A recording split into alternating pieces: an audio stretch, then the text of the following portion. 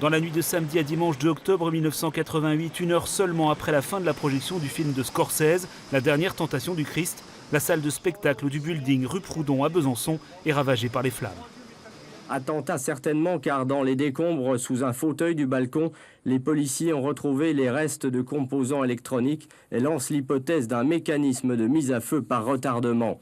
En outre, l'incendie s'est déclaré à l'écart de toute alimentation électrique, pas de court-circuit possible. Que pensez-vous des gens qui ont commis des actes tels que l'incendie du building? Oh, c'est stupide, c'est tout. C'est une marque d'intolérance tout à fait inadmissible. Chacun est libre de son opinion, donc il faut absolument voir le film pour s'en faire une, pour être fixé selon ses idées. Hein.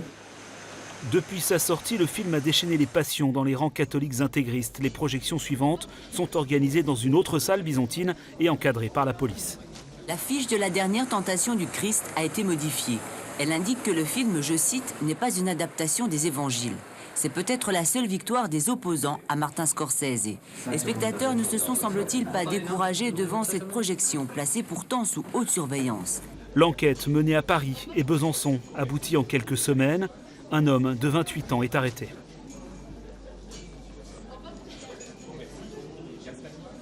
Cet homme est officier de réserve, militant au Front National. Il a été candidat aux dernières cantonales. Il fait aussi partie de l'association Chrétien Solidarité, dont le président est le député européen du Front National, Romain Mary.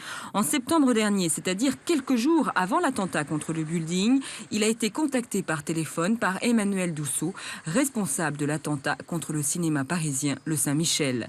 Ce dernier avait tout un réseau de correspondants en province et il les a appelés à l'action au moment de la sortie du film de Scorsese.